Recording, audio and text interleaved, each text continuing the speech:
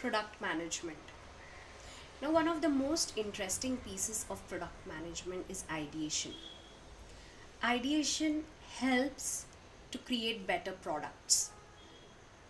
A couple of things that one can look at when one is doing ideation is zoom out from the market research and go on to concept research. Example, what is this generation's attitudes towards retail buying? How many chances are there that the generation will buy maybe cheaper products, or do they want quality products? Are they ready to let go on price? Are they ready to let go on quality? And you can pan it over a couple of other objective key results that you want to track and just do a persona or a consumer behavior analysis. Once you get the white spacing, you will come up with a couple of identified use cases which then you can pick it up and then do a detailed survey called as the market analysis. Whether does this idea exist? Is there a need of this idea in a particular segment? It's very good to kind of segmentize your product and understand if there is a product market fit. Do a couple of voice of customers or understand surveys via closed user group connects and understand the relevance and the need of this idea into the product. This completes the ideation. Once the product idea is finalized, and that's where the execution piece comes in, wherein you go and create your requirement backlogs, which are nothing but basically your laundry list of requirements in a prioritized manner, and you will box them as releases, which will be your minimum viable product.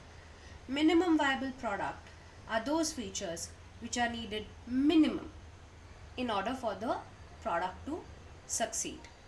And then you can keep adding enhancements or new use requirements in phases to go. As the MVP is getting constructed with the engineering team, as a product manager, one needs to work closely with the sales team and have a very definitive go to market strategy. You can have a couple of consulting teams if your product has a lot of data and you can model that to derive certain information. I would suggest to chip in or get a data science team in as well. And then you create a user story prior to you visit the customer in the market. Having a strong GTM strategy will help you increase the PNL much faster rather than getting the MVP delivered first and then defining your GTM strategy. GTM is nothing but your go to market strategy. Also, you have to understand what kind of a product are you building. It could either be a very new idea, couple of them being digitization in banking.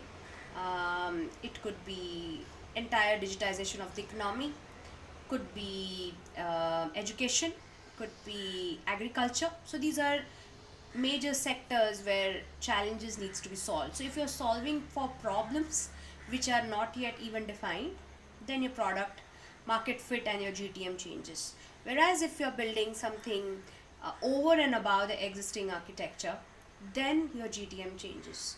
So it's very important to understand which category broadly your products falls into.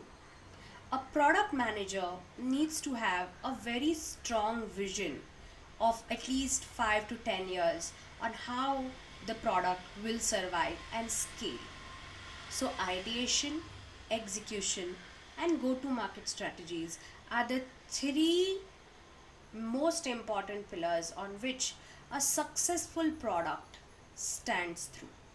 Also understand there should always be a consumer behavior analysis because it's all about people.